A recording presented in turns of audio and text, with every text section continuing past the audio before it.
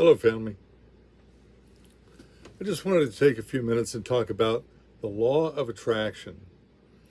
It's a concept that many books have been written about. There's entire series that are done on the law of attraction, but today I just want to make it simple for you. And there's something that I've been teaching for many, many years, and it's a simple process. It looks kind of like this. It's a little bit different to show it to you. But if I use my finger pointing out, this is what I'm putting out into the world. These three fingers are pointing back at me, and my third finger is pointed up, and that ends up representing a report that is made. So, the simple fact is that whatever you can congruently, actually it doesn't matter whether it's congruent or not, whatever you can put out, or whatever you do put out, positive, negative, typically is going to come back to you. So what you're going to find is that if you can consciously focus on putting out only good things, or mostly only good things, I mean, it's very difficult in this day and age to maintain total concentration on your output. However, your output is going to determine what comes back to you. And this is illustrated, do an experiment for yourself. Just spend a day putting out really, really good stuff from your heart to the people that you come into contact with. Compliment something sincere. And maintain your focus, and I actually refer to this as the focus factor. Maintain your focus on the higher emotions, the emotions of joy, love. Those are the types of things that are going to generate that outpouring of the good. Surprisingly enough, and almost immediately, you'll be getting good things back coming to you. If you do this habitually, then life transforms. If you stay focused on the bad and you feeling fear, a feeling like fear, that will generate things to be afraid of. If you're generating things that you're grateful for, gratitude's wonderful. If you can stay focused on what you're grateful for, what typically ends up happening is you will get more of that which you are grateful for, or more things to be grateful for. That's a wonderful place to be. So, as we go through this process, I'm going to go back to the focus factor, and I'll give you a personal example. I went through a very challenging divorce many years ago, child custody and all that stuff. And I was having a tough time getting positive.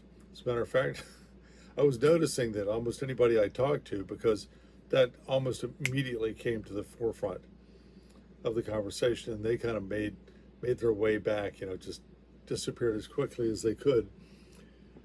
And I realized that it was because of what I was putting out.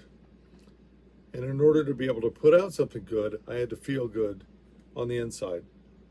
So I actually made up a mental image of the person I was having the contact with, sitting on a beach, my favorite beach, Siesta Key in Florida. And my kids were running around, and I had them in my arms, and it was beautiful blue sky and white sand and blue water, and the person I was having that challenging time with was looking at me with a smile. I went, all right. And I would use that image to elevate my mood. Immediately, things started to shift for me, because as I was feeling better, I was tending to do better. And perhaps you'll find that this is what happens with you. When you feel better, you do better. And something else that kind of plays into this, that a lot of people my age, I'm 67 at the time of this video, is your health. Now, I've gone through something recently about, it's January 2026, and I went through on August 11th, I went through a stroke. It's affected certain things. However, I'm going to tell you that as I'm coming back, I'm looking for, this will be a little crazy for you, but I'm looking for the benefit. There has to be a benefit. My personal philosophy is everything happens, you've heard it before, everything happens for a reason and a purpose, and it happens to help you and teach you. So, what the heck would a stroke be teaching me? Well, for one thing, it's required me to slow down. Things that I used to be able to do almost without even thinking about it now take an inordinate amount of time. I'll give you a little example of that one. We've got a kind of an older Acura, and I was driving down the road and this light comes on for battery, which basically means alternator, and killed the alternator. The battery died, the alternator died. So I ordered one, it was delivered, and I'm installing this. Now, in the past, it would take me 15-20 minutes, maybe 30 minutes at most, to take the serpentine belt off a car, remove the alternator, put the new alternator in, reroute the serpentine belt, and then, which is what runs everything. And bada boom, bada bing, 30 minutes later, down the road, all good. Well, that doggone thing took me almost all day. So I had plenty of time to contemplate what I was doing.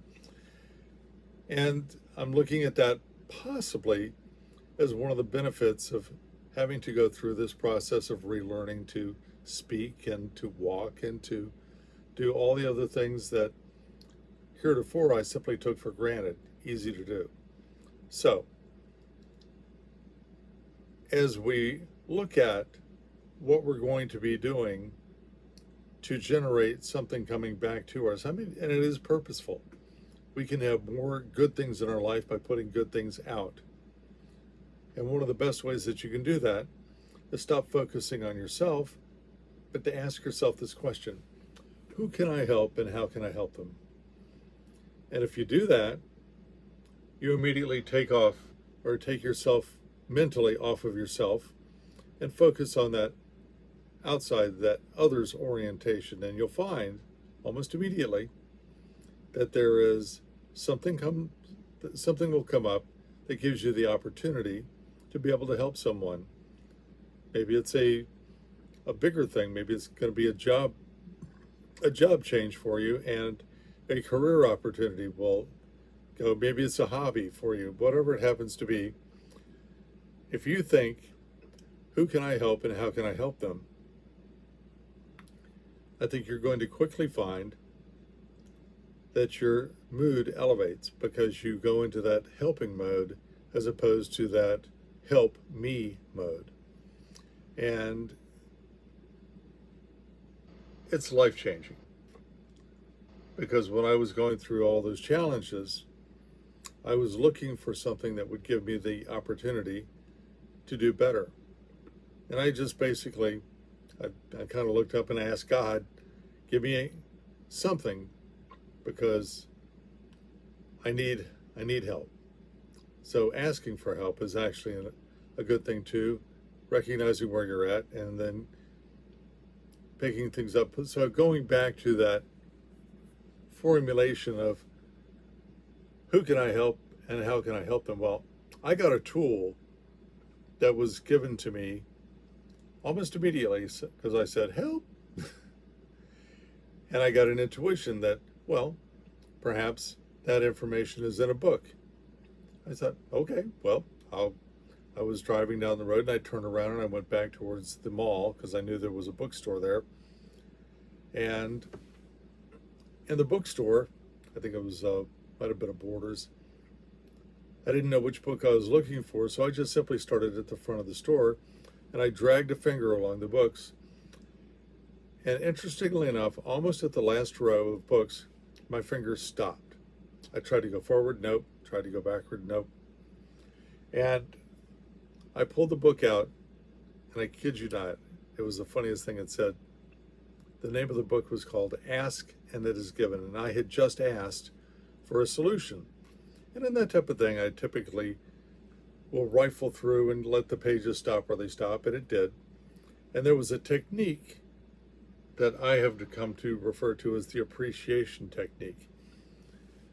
And what it was giving myself an opportunity to write down a list of the things that I was actually appreciative of the person that I was having these conflicts with. And didn't cost any money, just needed a piece of paper. And from there, I just wrote down that list of the things that I appreciated about the other person. And then the instruction was stop telling the old stories to anybody. And if it wasn't on that list of things that I truly appreciated about the other person, I couldn't talk about them. And it was interesting. Within a day or two, all the people that used to call me up asking for kind of their daily dose of drama, well, they didn't get it. What they got was things that were positive and admirable about this other person, not the daily dose of drama. And they kind of stopped calling, which I thought was kind of interesting. Within a relatively short period of time, my mood elevated so much it was kind of amazing, because every morning I would go through this list, had 16 items on it, and I would mentally visualize the person I was having the conflict with previously having, doing, and being all of those things that I admired. And what was truly amazing was within about 2 weeks, I got a phone call from the person I hadn't heard from in about a year. And first I got a text, then I got a phone call. And the person said, I don't think I need to be at your visitations anymore, and you can just take the girls when you want. That was over the moon for me, because I had 2 daughters that I hadn't seen for a long time, and they were my world. And that gave me an opportunity to be able to go and see my girls. And I jumped in the car, and I literally drove as fast as I could drive safely, and got up there and took my kids out to Chuck E. Cheese, if you can imagine. That was the place that was all I could afford at the time, and we spent a couple of great hours having fun and playing games, and that's how that went. What was kind of crazy is you don't tell anybody about this appreciation technique while you're doing it. You just do it. 2 weeks later, I got a phone call, and the phone call person said, well, Jack, I don't think we need to be in court anymore. Well, that was kind of amazing, because in about another 30 days, we were supposed to be going to court. Well, interestingly enough, we did go to court and told the judge, for the benefit of the children and for our benefit, we're going to handle this on our own. And the judge went giddy. Apparently, that's one of the toughest parts about being a judge in family court, is trying to arrange when parents are going to be able to parent their child, and to have that handled. And of course, that also wiped out 2 full days off his docket, probably gave him some breathing room. And it was quite an amazing turn of events, because I got to see my girls and I got to get out of court, which was fantastic. So let's go back to the concept that we originally started on, law of attraction. What you put out has an amazing ability to come back. Well, it's also an energetic scenario, because you're energetically putting out. And I have not seen the quote personally, but I'm going to give credit for this particular quote, which I heard came from Einstein, a more spiritual person than you might expect, who said that the human brain is the most powerful sender and receiver of radio frequency in the universe. So when I was putting out all these good vibes, apparently the person I was putting them out regarding was getting them. And that's what generated the phone call after 2 weeks, and then the other phone call 2 weeks later, which allowed me to see my girls and got us out of court.